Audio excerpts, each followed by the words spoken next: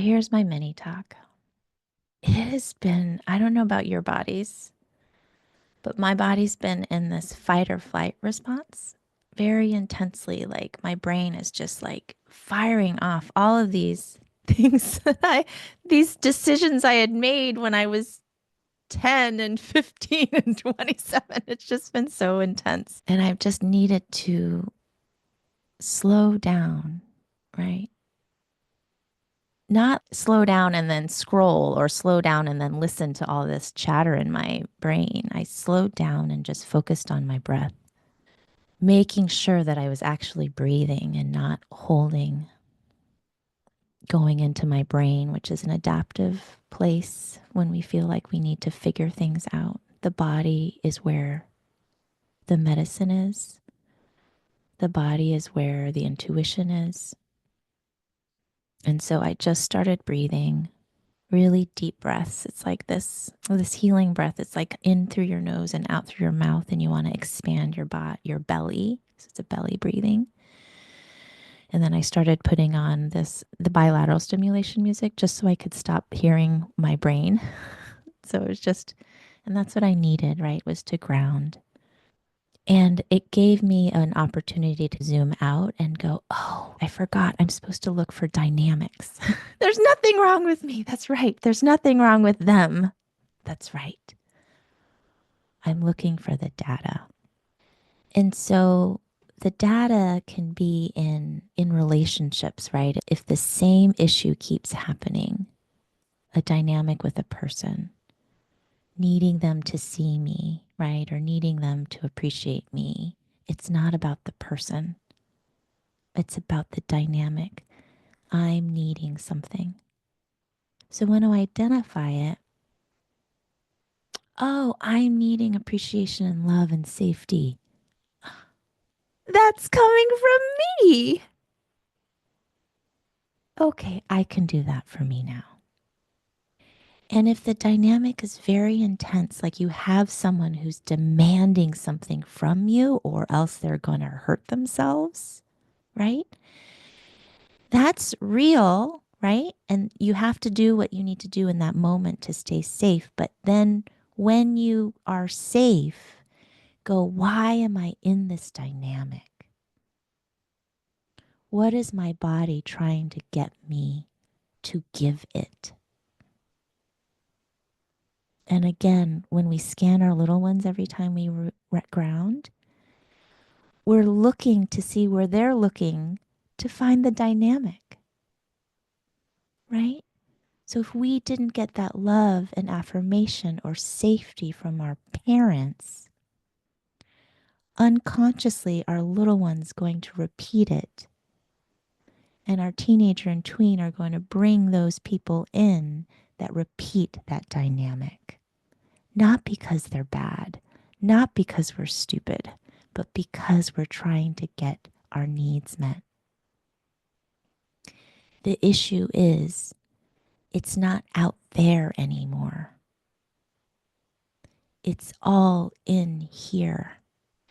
And when I say bring it in and give it to yourself, the teenager might be like, but what the fuck, Judy? How all this stuff is happening? Yes. And when we interact with people on the outside who are driven by their little ones, we're not going to convince them from our teenager activated state. Grounding and staying in our functional adult, connected to the light, grounded in the earth, remembering that we were all connected, is going to increase the chances that we will be able to connect with them in a way that is safe, protective of our body and theirs. The practice that we have committed to in this group of same sizing is we are literally relearning our nervous system.